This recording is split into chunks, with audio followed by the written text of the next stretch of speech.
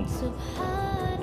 আজকে এসেছি আমি আমাদের টাঙ্গাইল জেলার উপর দিয়ে যে নদী বয়ে গিয়েছে, বংশাই নদী, লৌহজং নদী, কিংবা ঝিনাইদহ নদী, যেটাই বলেন না কেন, এই নদীর খুব পাশে চলে এসেছি।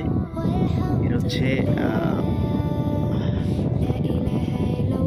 টাঙ্গাইল প্লাস বাসাইলের যে রোড, ওই রোডের নথখোলা ব্রিজ।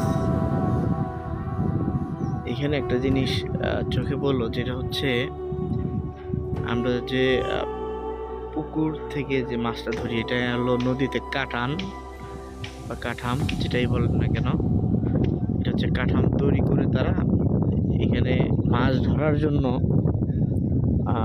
তারা অনেক সুন্দর একটি কাঠাম তৈরি করেছে। তারা বিভিন্ন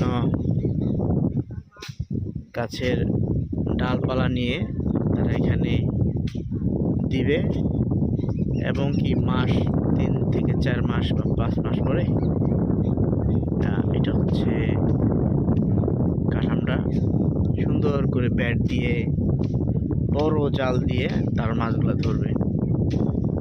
এখানে অনেকগুলো কাঠাম দেখতেছি, এখান থেকে শুরু করে একটা দুটা, মানে কয়টা বলবো আসলে বুঝতে পারতেছি না।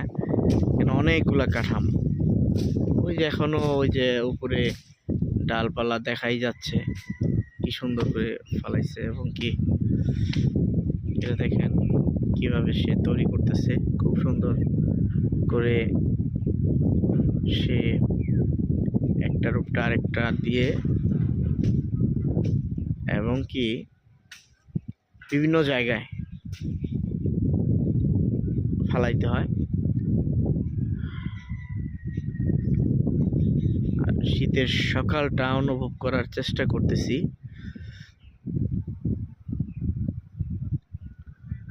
অনেক বাতাস এবং কি প্রচণ্ড শীত। আজকে এখন বর্তমানে বাজ হচ্ছে প্রায় 12:30। কোনো প্রকার রোদ ওঠে নাই,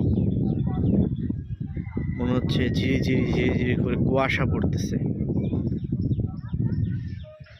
তার মধ্যে বাতাস।